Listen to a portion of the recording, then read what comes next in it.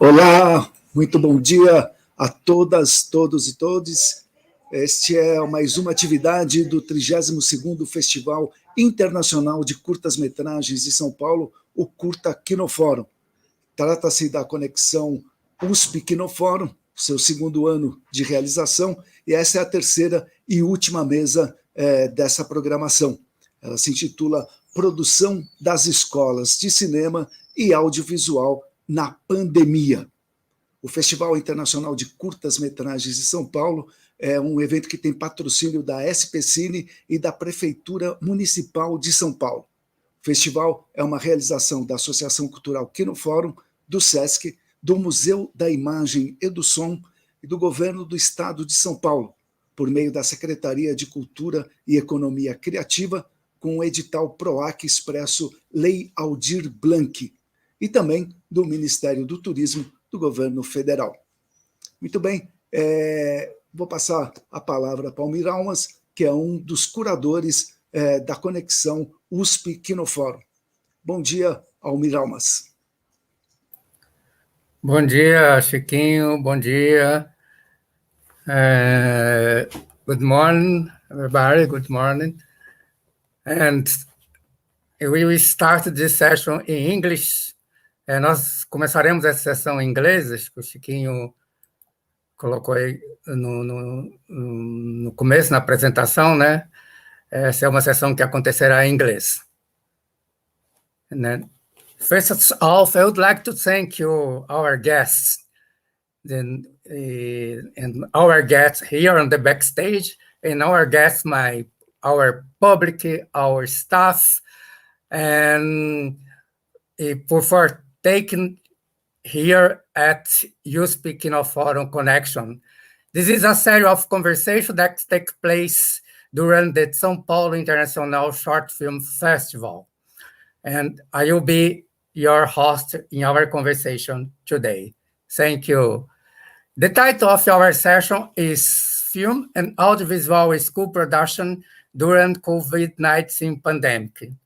And it's addressed the film producer by Film and Audiovisual School presented in this edition of the festival. How do schools deal with COVID-19 pandemic? How are social justice, diversity, and inequality expressed in these films?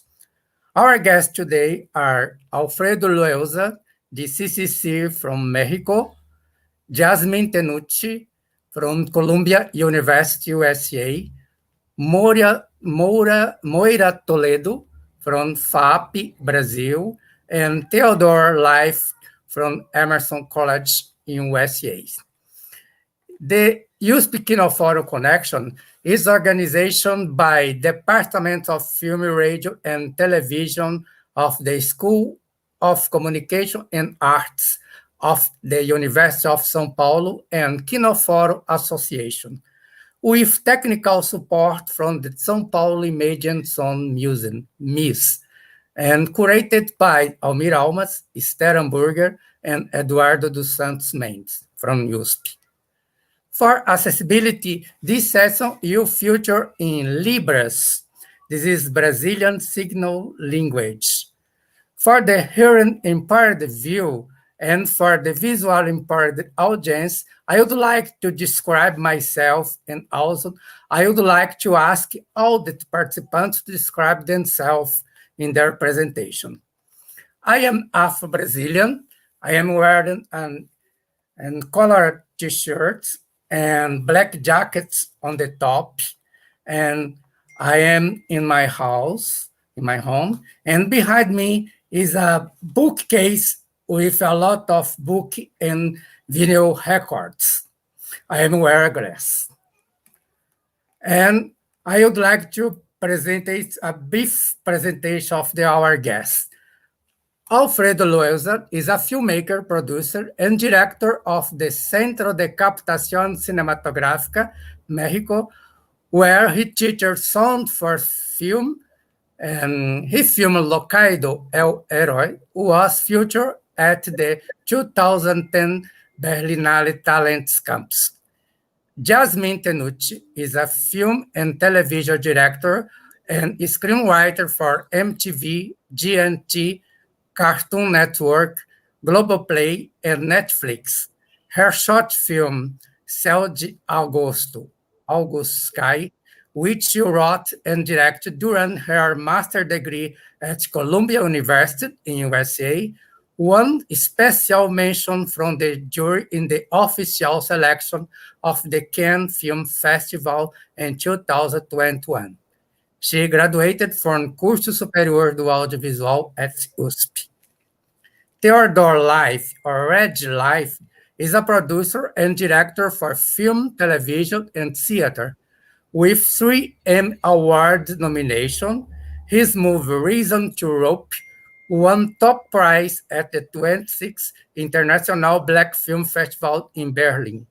He has also been awarded a Fulbright Journalist Fellowship, 3 Teen Golden Eggs, named at Sony Innovation, and nominated for 3 Emmy.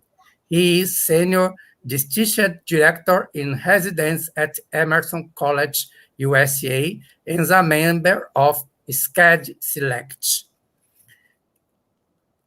And Moira Toledo, I forgot Moira Toledo here. Thank you, excuse me. Moira Toledo is a director, screenwriter, and professor. She has a bachelor in cinema at FAP, master in semiotic and communication in PUC, and PhD in communication science at ECA-USP, a postdoctorate in education at UFRJ.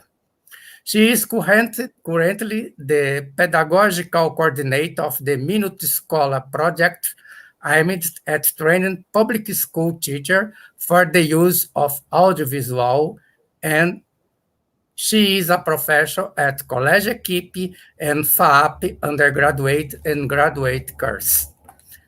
But for now, I would like to start this conversation, and for all of our guests, I would like to ask them if they could share with us what are their school doing, what this experience your school are doing during the COVID-19 pandemic. And if you know other experience or other case about other school, please feel free to share with us. And I will start with Alfredo. Thank you, Alfredo. Thank you very much for having me here. I'm very happy to be invited here to USP-Kinoforum Connection. I am Alfredo Loaesa, and I describe myself a little bit so that people can picture me. I'm a brown skin, a bit heavy built, I guess. I'm wearing a blue jacket, blue blazer with a kind of light red t-shirt. I have a small beard coming out, and I'm at my office. I'm in the meeting table of my office, and behind me there's a couple of paintings, very cherished paintings for CCC, because the one on my left is Brian Nissen's clapper, and it's kind of a clapper with some things coming out of it. It was painted in 1975, and that was the year that CCC was founded. So it is a nice detail that this painting is with our school. Thank you very much. And just like a brief comment on what our school is doing for these pandemic dynamics, I would say that we have been exploring on the road. I mean, it's not like we have figured out everything, but we have to learn and to observe our students' feelings, capabilities, and ways to communicate in this difficult time. Because I think that in general we need to move from this collaborative dynamic to this fully organized dynamics. I mean, it's difficult to perceive one another with video conference. And I think that's a thing that we had to deal with in many of our courses and lessons and practices. And however, it also gave us some time to discuss, to think about how we can defend the teamwork and the collaborative dynamics that filmmaking implies. So we, of course, like everybody, we started with online courses, and then we started having hybrid practices, developing safe COVID protocols, not only for our school or for our classes, but also for some of our practices and shootings, for the main exercises. And we also had to change the length of our classes because I mean, people's awareness in online is a bit different. We also had to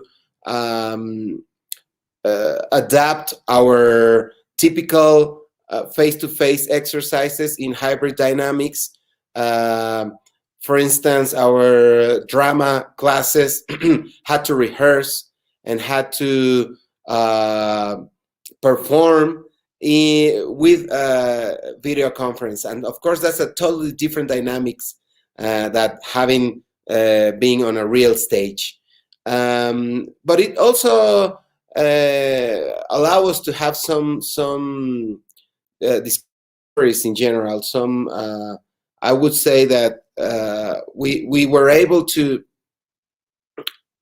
think new topics, new dialogues. I feel that people slow down a bit for producing and figuring out scoutings and locations and castings and all, and they started to think about the film, think about the story, think about the topic, the values of the story. And sometimes I think that helped to balance a bit the way of filmmaking, that we are very used to having these industrial professional classes and all. And it was a good thing that we were able to think about the movies we were making. I think that's a very, very nice advantage of being moved to these dynamics. And of course, we had to deal with some mood problems. We had some psychological support for our students. We tried some discussions groups, and I had to say they don't really work out very well because people were, of course, tired of having being in front of a screen all day long. So when it wasn't possible to have face-to-face conversations, people didn't really participate very much. So we learned that we have to give some space, even though it means not giving some topics or not giving some courses. We learned that they needed to have this oxygen from the screen. And then afterwards, we designed some specific training courses on cinematography, on production, on sound, direct sound, recording sound, production sound mixer, having these COVID-safe protocols with, personal protective equipment, testing. We were able to have some agreements with professional productions and they helped us sometimes to visit their sets.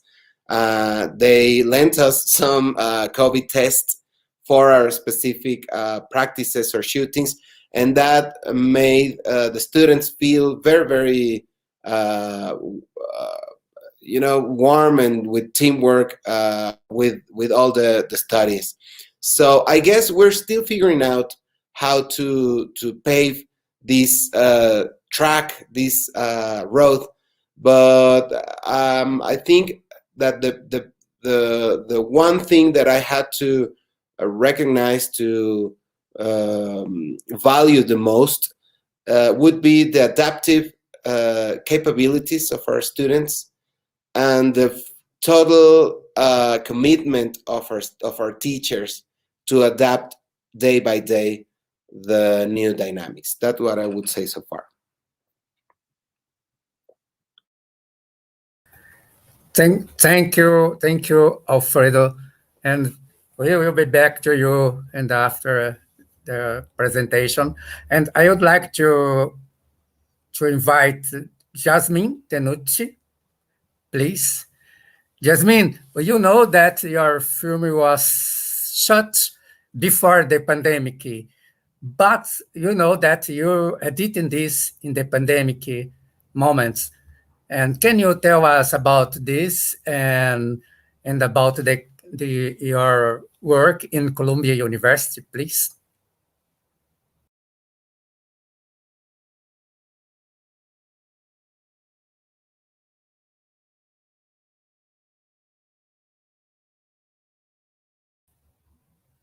Jasmine, your microphone, please. Sorry. Oh, since you're here, Almir, describe my experience that he's gone.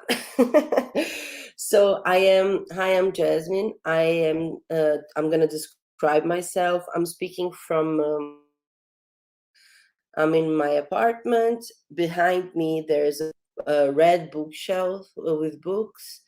I am phenotypically white, short, light brown hair. I'm wearing glasses, and that's it. And I'm wearing a thin strapped dress, black. So yeah, I did what I did. I shot my thesis film right before in the beginning of February, late January, beginning of February, so 1 month before the pandemic hit. The film weirdly has a lot of people coughing, a lot of the extras, and even the main character, they sometimes can't breathe. There's a lack of air, and at that time I was speaking about like a feeling of being Brazilian at that time, that it felt that some air was missing, and some ominous environment. We're living in an anonymous environment. So that happened, and then the pandemic hit, and I had just begun editing. And in practical matters, I was there in New York editing with my editor, who was Icelandic. And what happened was we had to move back. He moved back to Iceland. I moved back to Brazil. I bought a computer and I bought a computer and brought it in my backpack. I can say that Colombia didn't quite help.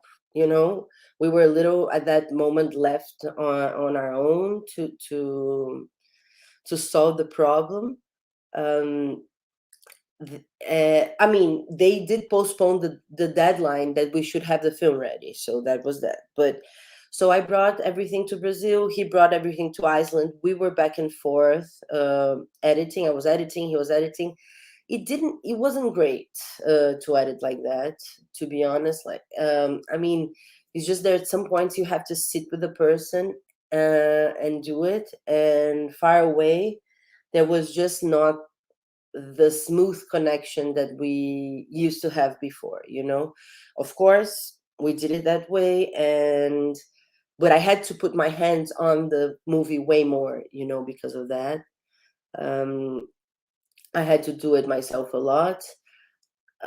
Columbia made it available, Avid and Premiere for us for free. They didn't before. And at some point, because and there was an extra thing, which everyone was crazy. The pandemic just hit. We were asking ourselves first, are we gonna live? What's happening? What's gonna happen with the world? And we were asking ourselves how the movie would be seen. How the movie would be would be read in these new times. So, like a movie with everyone coughing and all, was it like Is it going to feel that we shot after the pandemic and we're trying to talk about COVID, which is not exactly what we were? Is it going to feel too heavy for such heavy times? Because it's a heavy-ish film. And in such heavy times, when reality is like, it's the heaviest it could be, maybe it wouldn't do well with the audience. So for a while it felt old, but it felt very also that had a premonition of the breathing thing. So it was very strange to edit such a content during the pandemic. Many crises arise, and sorry, and then I lost it. And then, but we kept going, and with the notion that we can't predict really how people are going to receive it. So just go with it, just do what you were going to do, and see how people will receive it, how it's going to be theirs after you screen it. And so my editor was there. At some point I felt that at a distance it wasn't enough anymore, but he went right until the end of the process. But then I did get a very good friend and a wonderful editor that's Brazilian to edit with me for two cuts. We needed to be closer together to just trim it and finalize it and find the final order of the film. So I did have to get someone closer to me to join, even though Brucey in Iceland kept being a part of it. So yeah, that was basically it with the editing. So I really can't wait for things to be. I'm scared that people are gonna start doing everything remotely, even when this goes away, because it makes such a difference to be around the person. There's a connection that you establish, without words and with gestures and looking at the same time at the same material. So then the post-production was quite hard also online, getting the sound, not sitting with the sound person, which is Gili. He's been in this festival many times, Gili Martins. He is in another state, Goiânia. So he's wonderful. We understand each other quite well, but not sitting with him and being test this and then test that. I said, oh, this sound is a little like this, so why don't you try this? And then he sends me back, and I'm like, actually it was better before. And then you send it back. And when you're right there, you can easily say okay, test this, and then it doesn't work, and you're no, go back, in a second. So it makes it, the understanding harder, and then emails, and then notes by emails, and so my suggestion is always get on the phone first of all, and preferably with the timeline open if you're editing or if you are doing sound. But so it took longer and it took some mismatching, but we did it. I really think the sound is fantastic of the film.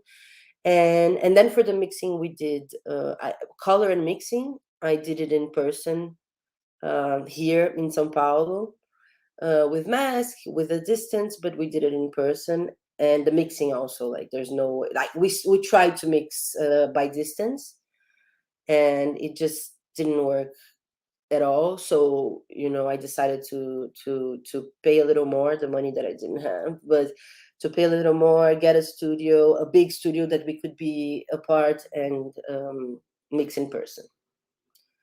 I think in regarding to the editing, this was my experience. The most important thing really is the fact that we didn't know what that film meant anymore after the pandemic hit, and then the result is that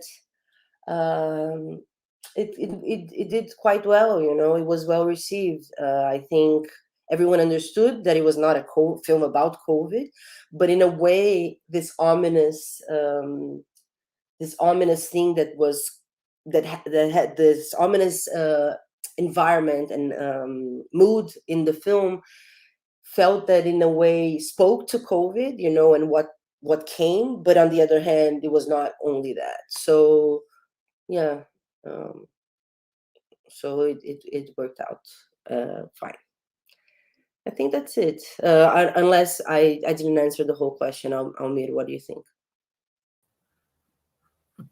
Okay, thank you, Jasmine. And your film, it's not about a COVID, but everybody cough in the film because your film talk about this big smoking in São Paulo, but I would like to invite Moira. And Moira, thank you.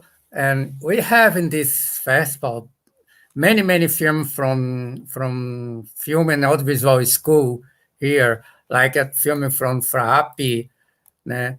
And UFRJ 5 has a good film, She Fights, good film. And from Mexico, Water, and from USP, How to Breathe Out of the Water, and many films that we have here.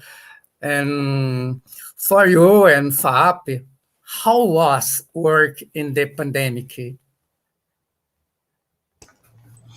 Well, good morning to everybody.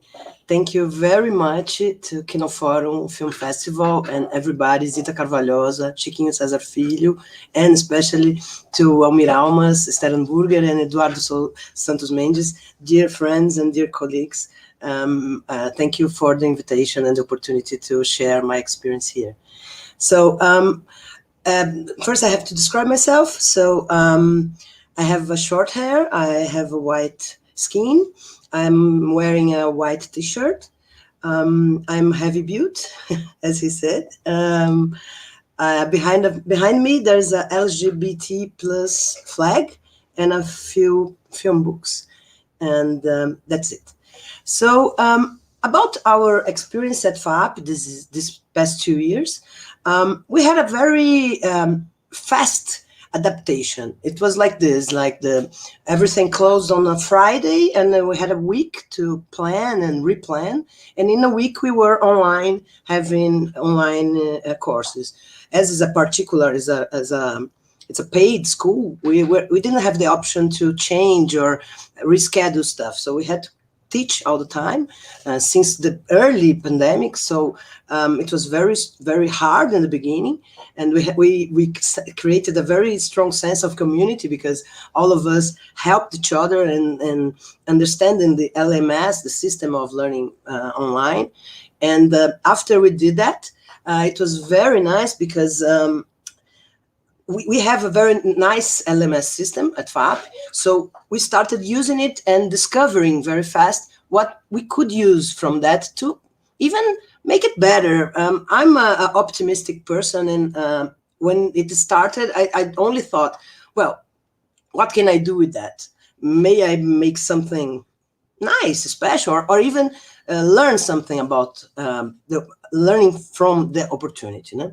So what I did, especially because what happened immediately in FAP is that we stopped our films and all the process of filming, and that was hard on us because we shoot like 50 short films each semester in different years of the grad school. And so we stopped like 30 films like this. No? And it was very frustrating for the kids and the students. And what happened is that we stopped for 1 year. We just restarted shooting like in the end of the last year. So it was very hard, and we are still working on the behind films, the films that we left behind.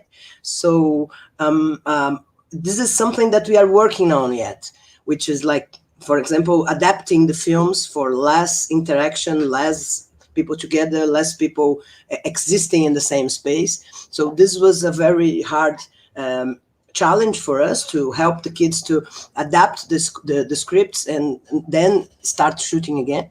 So about the structure, I think this is the most important thing.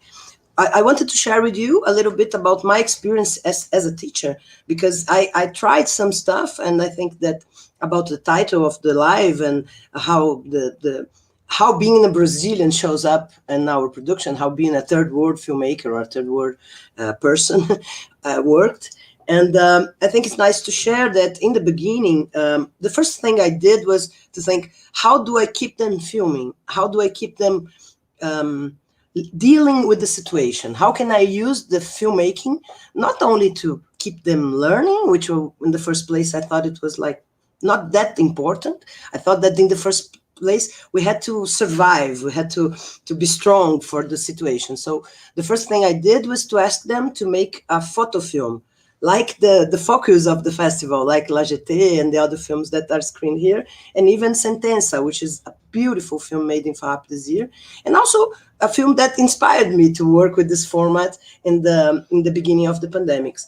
And it was very nice because the kids could try stuff in photo film that would be harder to do if they were shooting live, normally live. So what happened is that they created stories that they could shoot in their own apartments, their own houses, and created narratives, simple narratives, but very strong. So the first experience was very nice, actually, because in the third year, which I teach film directing, they hardly can direct each one a film, because usually we can create groups and maybe 3-4 students direct each semester, and then suddenly all of them were directing, and that was nice because this is something that we wouldn't do without the pandemics.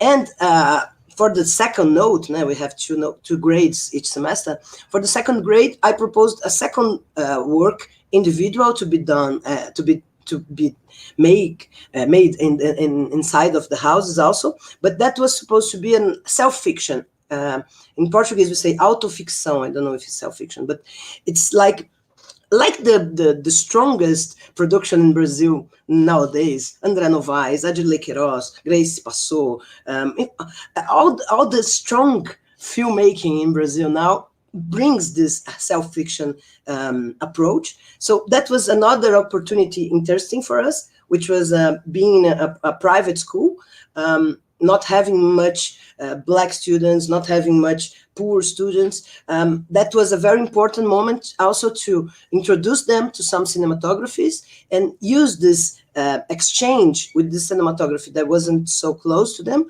to inspire them to produce stuff, inspiring them in their own lives and using their family as actors and using their objects, their fabulating, creating from their own lives. And that was very, very nice. And I say that very, very interesting stuff showed up, and they are starting to send to festivals. I hope that this will show up and more seenable. And just to finish, I don't know if I spoke too much, but just to finish, there's something that I like to say is that we've seen in these 2 years, in the beginning, a very big and the students were better. They were more dedicated. They were more interested, and we saw a very strong. The students went better in the first semester, also in the second.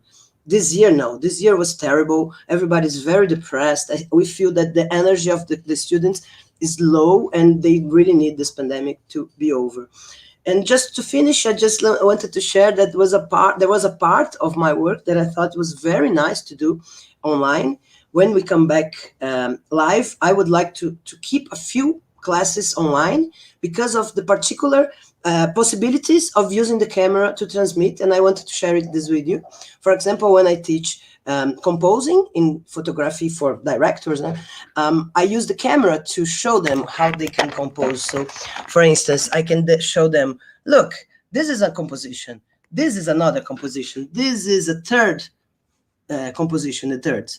And also I would like to say like this, or even when I wanted to teach them something like, oh, look at this, let's show something like over the shoulder.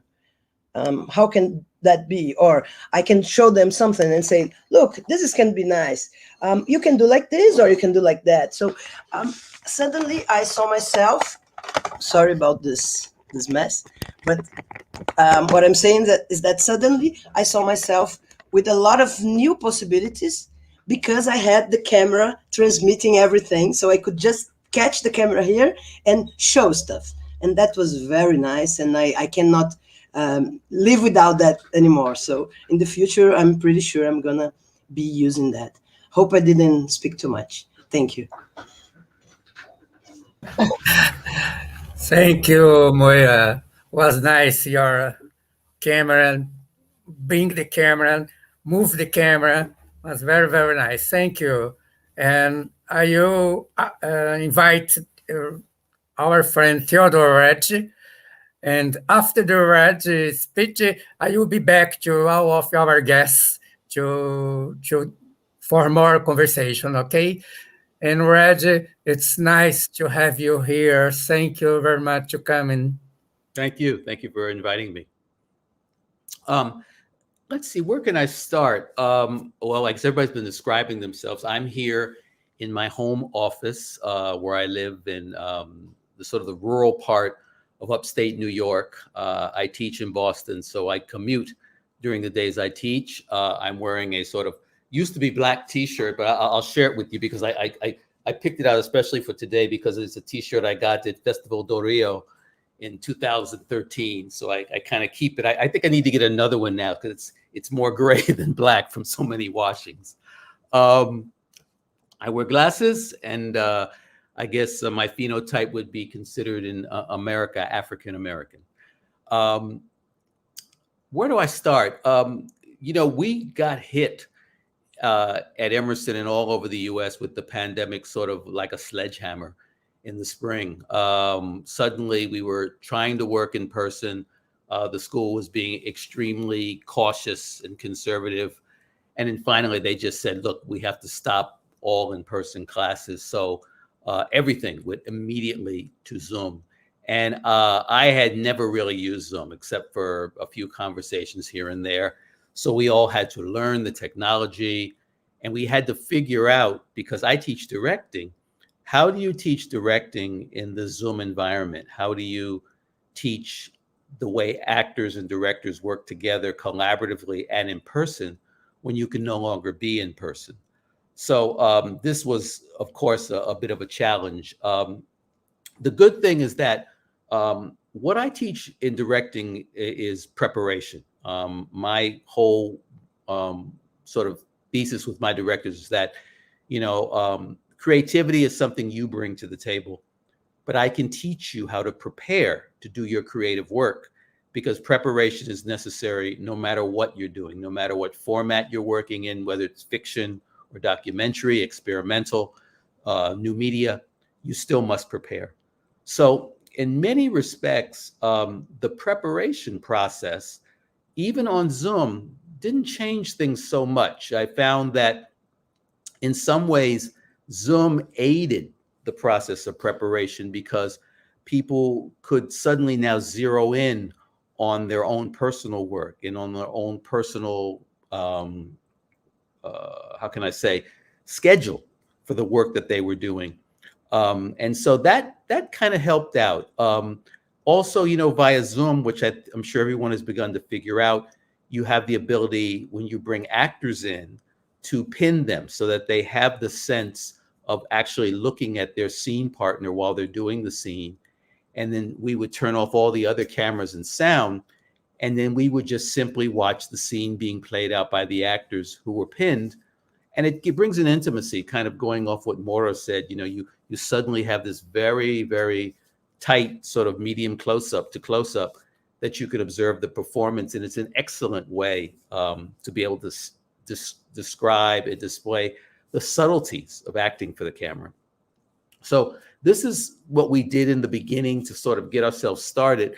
And of course, everyone began to get frustrated because they said, okay, how are we going to actually do our short film projects? So luckily, I was able to find this company that makes these sort of robotic cameras. And actually what it is it's a device that you can put your cell phone into. And with the software, you can remotely control the cell phone camera during production. So the students were able to do their scene work with one student being in their apartment, the other student being in their apartment, 2 cell phones fitted with these robotic devices took the place of actually 2 camera people. We could set up the composition as if they were in the room together, over the shoulder, and they could do their scene work. And it was pretty amazing to watch how the directing students sort of embraced this new way of doing things, realizing we didn't have to stop all production because of COVID and because we couldn't be in the same room. Of course, the use of Zoom is something we found you had to use sparingly. You could not lecture on Zoom. That just did not work. So I had a sort of a motto of doing, say, about 40 minutes talking or demonstrating, then taking a break. Then when we come back into Zoom, instead of going back into talking again, I put them in breakout groups so we could discuss in a smaller group situation the concepts that we are working on that day. Then we would come back to the big room together, and the breakout groups would each sort of present their findings. This seemed to work a whole lot better than trying to keep people constantly looking at the screen for hours on end, because most of our classes, even though they were shortened to only 2 hours and 40 minutes, that's a lot of time to be watching a screen. So that seemed to work really, really well for us. In the second semester of last year, first and second semester, we moved to something called Flex, which was a partial time in person and some time on Zoom. The in-person stuff, of course, in the first semester was very, dicey for all of us as faculty, because we had to wear a face shield, we had to wear a mask. In the beginning, we were made to wear gloves too while we were meeting with the students. So this was really hard to teach, dressed up like this. By second semester, some of these precautions were relaxed. We no longer wore the face shields. We just wore masks, and we even stopped using the gloves and just sanitized our hands often. We still couldn't pass equipment amongst things. So when we did things, everybody had one of everything, one camera, one sound recorder, no exchanging equipment, no collaboration. Though this too got a bit, changed a bit as we moved into the second semester, and we're now working on projects now in person, no longer robotic cameras, but actually working in person. And as I'm sure all you know, it's very hard to keep the students away from being close to each other when they're in production. So luckily, we didn't have any mishaps. Nobody caught COVID or transmitted COVID. We had a couple of students who were in quarantine because their roommates or friends were COVID positive and they had to quarantine for a while. And I only had one student who, got COVID during the course of the semester and had to sit out for a while and came back. And it is true what they say about the after effects of COVID. There is a brain fog. And so he was really dealing with that, and we were all helping him as much as we could. I think to sort of wrap it up, we're getting ready to start the new semester a week from today. We will be more in person than in Flex. My particular class, directing, has a still Zoom component of 45 minutes each week, but the majority of the time we will be in person with each other in the studio. And we're going to see how it works. Everybody must be vaccinated to come back into class. The students will be tested twice a week. Faculty, we have to be tested once a week. So we're hoping with this testing regimen, everybody being vaccinated, that things will go well. But I think, as we all know, this Delta variant and possible variants to come are keeping everything on a kind of cautious footing right now. But I think at Emerson, we've decided to go for it, to try to get everybody back into normal life as much as possible. And again, I'm borrowing, as Maura mentioned, what did we learn from using Zoom, and what can I still make use of during these 45-minute Zoom sessions we have each week with the students in an effective way. So I think, again, it's the old expression, if you have lemons, make lemonade. And I think we were able to do that at Emerson during the pandemic. At least I know I personally found ways around that. And so far, so good. And I'm still healthy. So that's the good part. Okay. Thank you, Almir, and thank you again for inviting me to join you guys today. Thank you, Reggie. Yes, I'd like to invite everybody. And I thank you, Reg. And I would like to ask to Jasmine again. Jasmine, you are here now, you are here in São Paulo, but do you have any information about Columbia University and how they are doing during this pandemic, please? Yeah, I don't know enough. I mean, you as faculty have so much information on how the students react, but I've heard some. First, I want to say hi, because I said hi when I was muted, so I just want to say hi and thank you for inviting me. First, I love Kinoforum. I've been screening my film since I was 20, so it's a pleasure to be back and talk. And Almir was my teacher, so it's also so nice to be invited by them, by that faculty to talk, not as a student anymore. So thank you. And so, I mean, I know from some students' perspective, and especially the students that were graduating, and it's not great,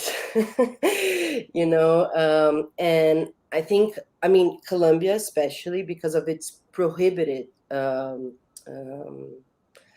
tuition, also demand, like I think the expectations are higher because these students, most of them, I got a scholarship. I was lucky enough, but these students like spend their lives paying student debt. So I think that what they did was all Zoom, no production. Like no one was like, the school is very based on doing a directing exercise, presenting in class, doing a directing exercise, presenting in class, and then doing directing actors exercises in like getting actors and presenting in class scenes with actors. So, and screenwriting classes. So the screenwriting classes apparently went well because they turned into Zoom, and they didn't adapt the time. I think they remained 3-hour classes with discussion. People were tired, but they pulled through.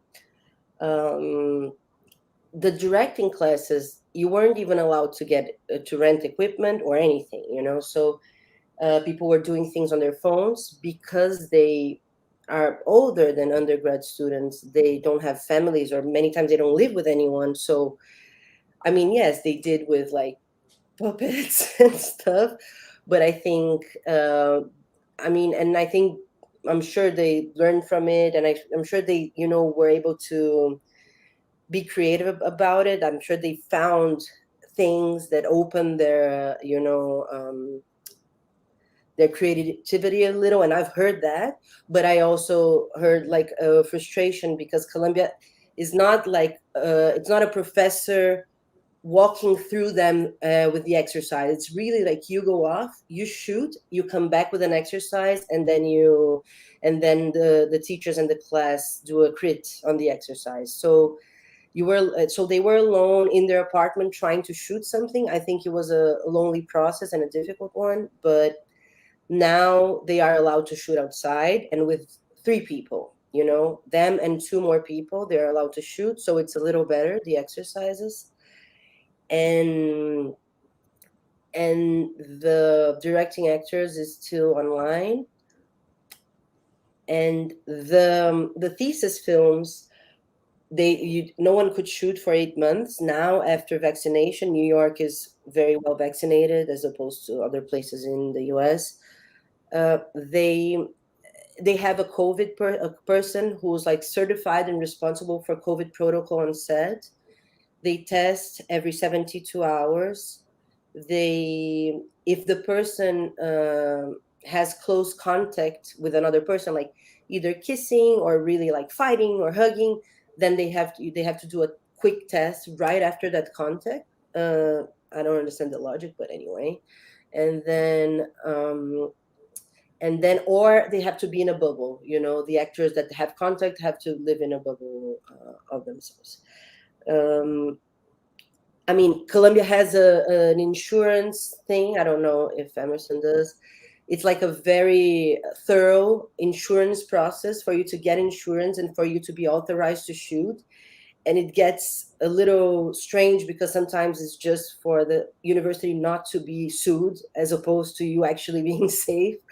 So so it became much harder to get shoots approved. You know, a lot of paperwork, a lot of like small expensive details to maintain like a facade of safety. But on the other hand, it really, like, some things were essential and they were maintained, and no one, like, many people shot thesis and no one got COVID, you know. So I guess in a part it did work. So that is, there was no discount in tuition, which I think is not really right and fair, and most students think so. And now they have hybrid classes, mostly in person this next semester. This is mostly what I've been told and I know. So yeah. I'd like to address a question to Moira and Alfredo, and let's talk about diversity. In the film Aqua from CCC and the final masterpiece and She Fight from FRAP, and address about diversity. Can you talk about this film? And was made in pandemic or something like this?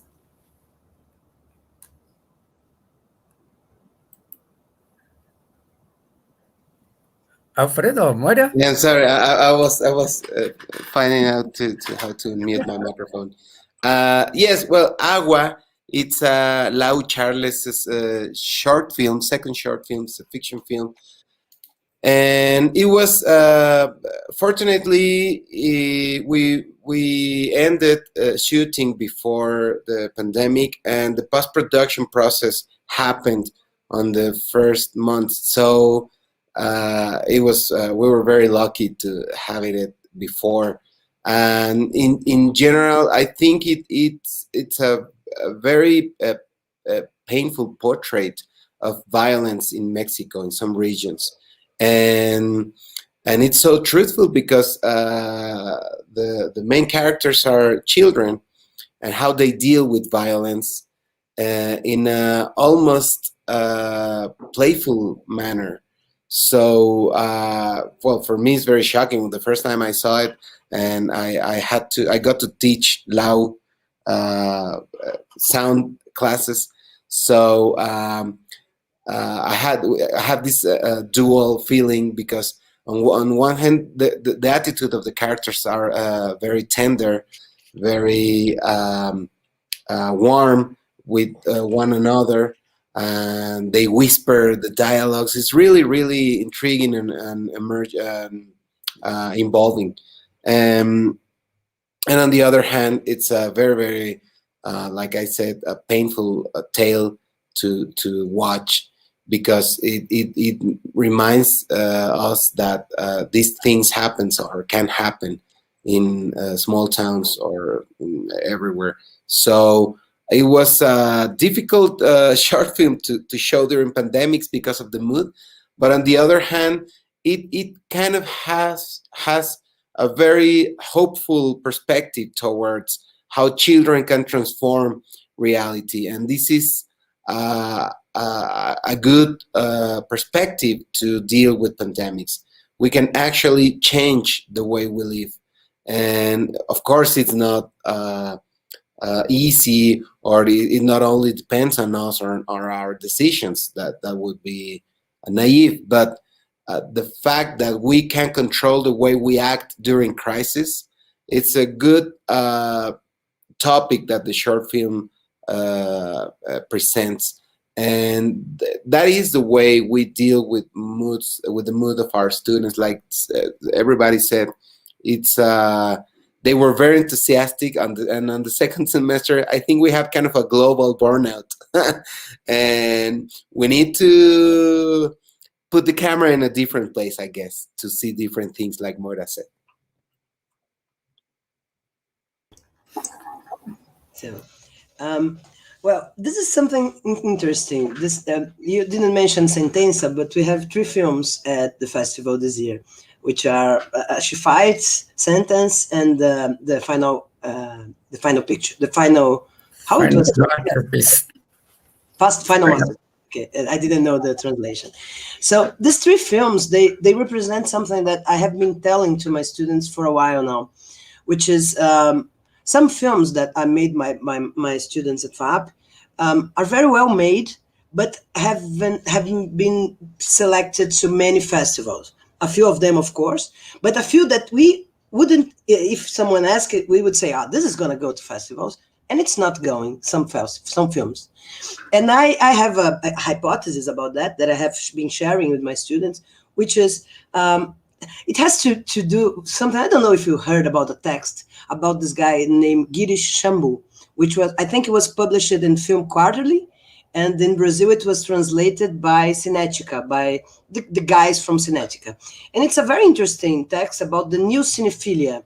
It talks about how important it's been in the whole world to watch films made by people that haven't been seen for a while. So after centuries of white males making films, this is the moment of the woman, the non-white, the indigenous, and this is what's said in the text. Like, don't. When you go to a festival, enjoy that you are watching stuff that you have never watched before. And what's happening is that also when that happens, a lot of white people's films are not getting through because, of course, there is a lot of white films that are less seen now. What happens is that the three films that were selected were made by white filmmakers. But what happens? The three films have political and archetypical issues that go way beyond the class of origin, and so being rich or not being rich, it's not being from some social background or not. These questions are behind something that it's very strong now, which are political issues, identity issues, and homoaffative relationships, and gender and race issues. So what I got very excited when the selection came is that we have Sentence, which is a couple of women. We have She Fights, which talks about gender issues, a girl that wants to fight with boys, and also the Masterpiece, which is about the dictatorship, fighting the dictatorship in Brazil. So I'm very glad that these films were selected because I think they really represent the essence of what we can discuss now, what is urgent to discuss now. I think that anything that it's universal, it's important now.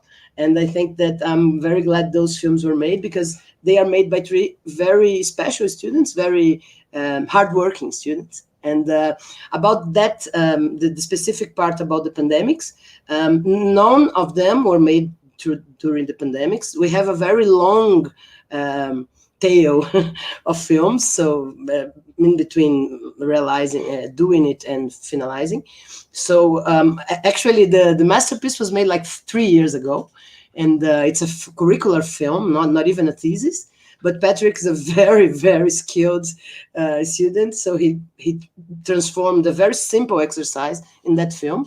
And She Fights and Sentence are both thesis films, and they were made before the pandemics, but finalized during it. And it was hard, as Jasmine said, all the part of editing online and exchanging impressions, it was harder. But anyhow, I think that those films, they are very good selection of what have been made in FAP now, and I think they make it stronger, the discourse that we have been doing, the speech that we have been doing with the students, which are look for universal themes, look for what is important now. We gotta look at gender identity, race, and stuff. Reggie, I have two questions for you. The first one is, what about equipment when you wear EP, like a face shield or mask or something like this? It's difficult to work with this, with equipment and the protection equipment. And another one is the issue is changed for pandemic because the people it think about the diversity or something like this during the pandemic or not? Well, no, I don't think diversity and inclusion and equity went away during the pandemic. I think it was still very much on the forefront of everybody's mind and the work that we were doing.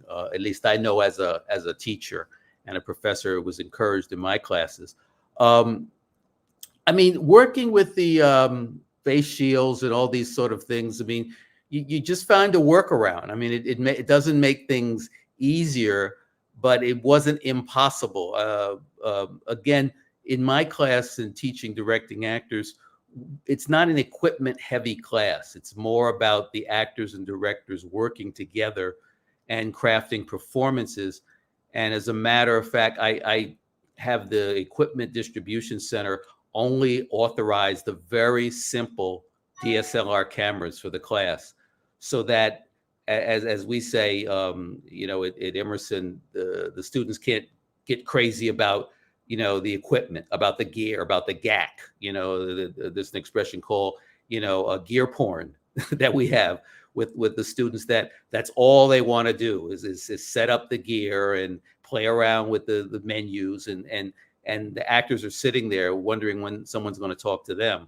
So that's in that respect, we could work around all this stuff we had to wear to work, because you couldn't do much. You would set the DSLR on automatic, you know, you'd set up a very basic lighting system. And we use lavalier mics instead of having people do boom mics and like double system. In that way, the actors could move more freely. And, you know, again, sound, you could hear it. It was less of an issue of everything being so pristine. Again, the focus was on performance. You know, were the actors and directors working closely together to craft performances, and less about the technology of it all. Thank you, Raj. Unfortunately, we are near to the end, but I would like to invite Alfred, and after Alfred, you would like to talk about water, but and then I would to ask all of you to do a farewell, and we are looking for everything. Okay. Thank you. I'm sorry. I just want to apologize because I talk about Olote. It's a different short film that it's made with the same students. So I want to clarify that.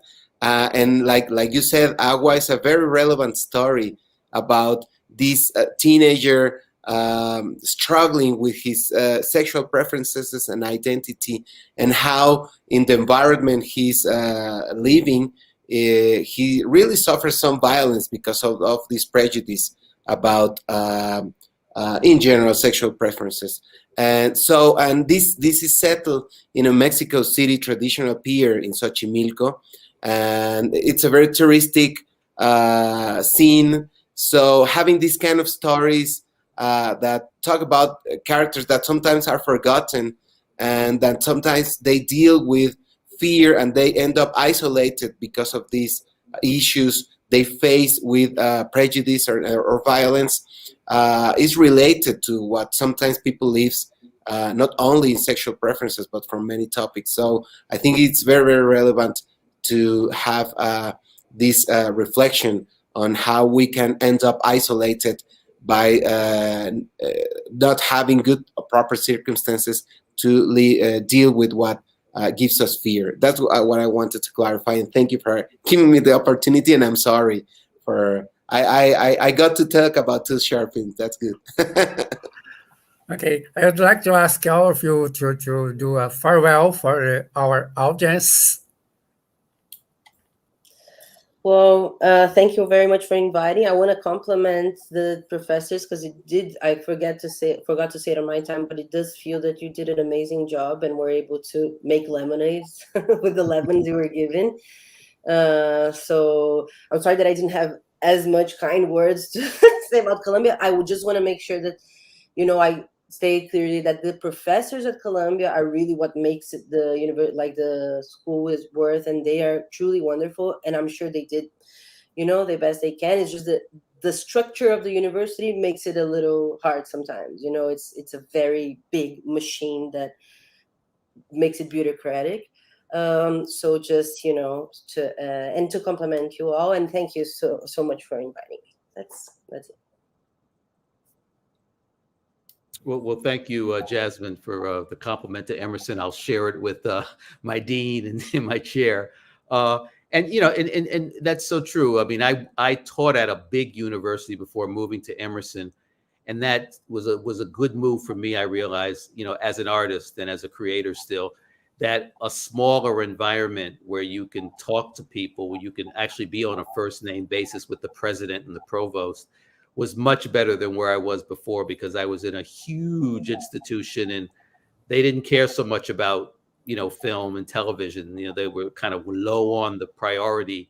And I know exactly what you're talking about. It makes the whole thing such a bureaucratic snail's pace of anything you want to do. So I couldn't deal with it anymore, and I had to make the move. And I think it's better for our students too, when they're studying, that we find some way, sort of like as Chapman did, to like within that giant university to set up their own college that's devoted to the work of filmmakers and video makers. Because I think they need that one-on-one, communication and connection. That's just going to make them better makers in the future. Moira? So, I'd like to thank you all for the great exchange of ideas that we had here. Jasmine, thank you for the compliment. We're trying to do our best here. Reggie and Alfredo, I love to meet you. And I was thinking about here that this exchange that Select promotes and that also is being held here is, I think if you can, we could keep talking, because I think that I want to know about this robotic camera and what else you guys are doing, and maybe we can teach something together, maybe put our classes together at some point. I think that this exchange could be very, very good, and I think this project is about that, about we understanding and exchanging our experiences. So thank you very much. I would also like to thank FAP, the university I work on, because I think here everything that you guys say, I have a big university, but we all talk about in first name basis, and our direction and our coordination is very close to us. And the cinema is the most important course of the whole university. It's the biggest, with more students and more resources. So it's the opposite. Like, everybody loves film in our university. We are very well taken care of. So Humberto Neiva, our coordinator, Rubens Fernandes Jr., our director, they are very good partners. And I think it's very nice to leave that clear, because it's not that common. So it's important. And I also want to thank Almir for the partnership since we were there, and I was studying at USP, and Sterenburger, my love, for everything, for the invitation and partnership for life. Zita Carvalhosa, Festival de Curtas, thank you everybody for the opportunity. Thank you, everybody. And I'd like to thank you, all of you, Jasmine, Alfredo, Moira, Reggie, and I'd like to thank Zita Carvalhosa, Chiquinho, and all the staff of MIS and Kinoforum. And I would like to thank my colleague Sterenburg and Eduardo dos Santos Mendes. This USP-Kinoforum Connection is curated by me and Sterenburg and Eduardo dos Santos Mendes. And we did it with Associação Kinoforum and Department of Film, Radio, and Television of School and Communication Arts of the University of São Paulo. And we hope to stay here in the next year. It's now is our second time with Kinoforum in this USP-Kinoforum connection. And we went this session with the projection from Projeto Projetemos. Our 3 session was finished with this Projeto Projetemos. Projeto Projetemos, it's a coordinated group of collective action was co-created by Bruna Rosa. Bruna Rosa is a political scientist, and Vijay Mozar Santo, he is a transmedia artist, and Philip Spencer, he is a director and projectionist.